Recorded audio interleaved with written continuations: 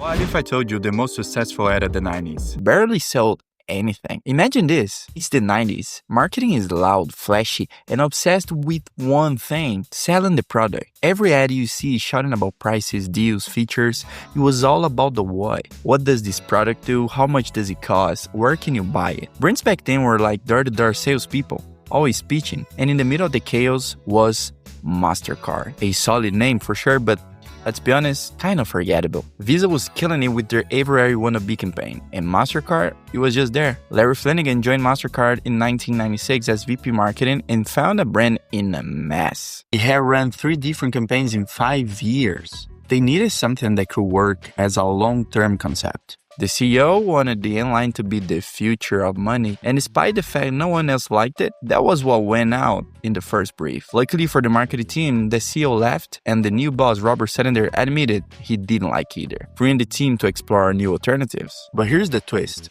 Mastercard didn't want to win with rates or features. They wanted to win with meaning. So they had a real problem. They weren't just competing for market share. They were fighting for relevance. In a world flooded with plastic cards, how do you make people care about yours? That's when they brought the big guys in. Mastercard saw 35 ideas from 5 agencies before McCann pitched Priceless. Flanagan still remembers seeing it for the first time and realizing that McCann had nailed it. McCann Erickson is one of the world's top ad agencies, started at the time by the brilliant mind behind it all, Joyce King Thomas. And the brief? Simple to say, but brutal to solve. Mastercard need to mean something. Not sell this feature, not compare us to Visa, but actually matter to people. And that was the spark that led one of the most successful marketing campaigns ever created.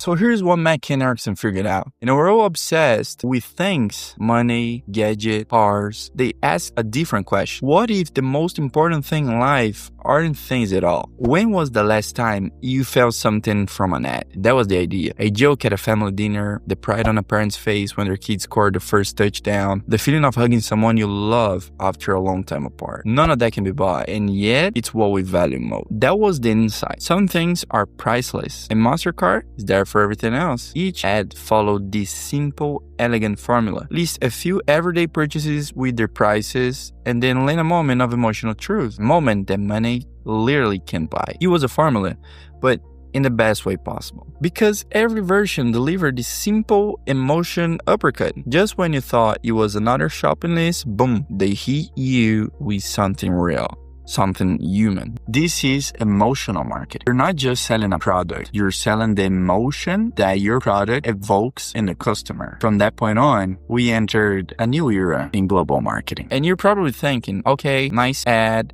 but did it scale?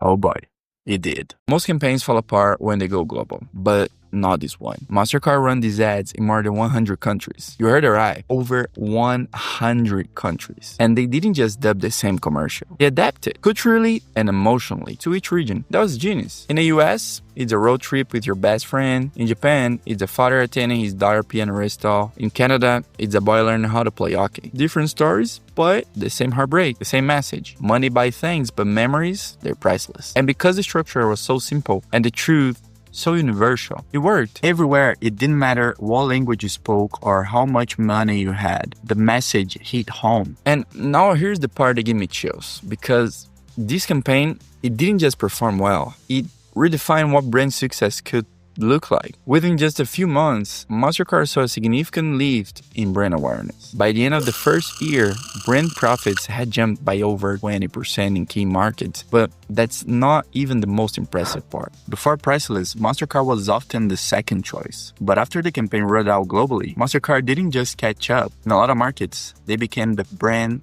people wanted. How do you turn second place into a household favorite? With emotion, with connection. And the industry noticed. The Priceless campaign won basically every major advertising honor you can think of. And let's take a step back, because this campaign didn't just work, it changed the game. The Priceless campaign didn't just sell credit cards. It didn't even try to. It sold an idea. One so powerful, so universally human that it bypassed logic and went straight to the heart. It's easy to think of marketing as statics, funnels, metrics, but campaigns like this, they remind us that great marketing is storytelling. There are some things money can't buy. That line, it became part of our culture, part of our everyday conversation. And that's when you know your campaign didn't just work. It became timeless. Guys, come on. It's been almost 30 years since the release of Priceless, and the campaign is still running. People still remember the line from this campaign. This is huge. As marketers, we spend so much time trying to persuade, but maybe, just maybe, the real value is when we try to create something with meaning, when we stop trying to impress and start trying to matter. So the next time you're building a campaign, writing a headline, designing a video ad, ask yourself this: are you selling a product or are you trying to create value? Because in a world full of ads like our days, the ones we remember, the ones we feel, and the ones who make success are the ones that speak to something deeper, something priceless. My name is Pedro, and it was a pleasure talking to you. See you in the next one.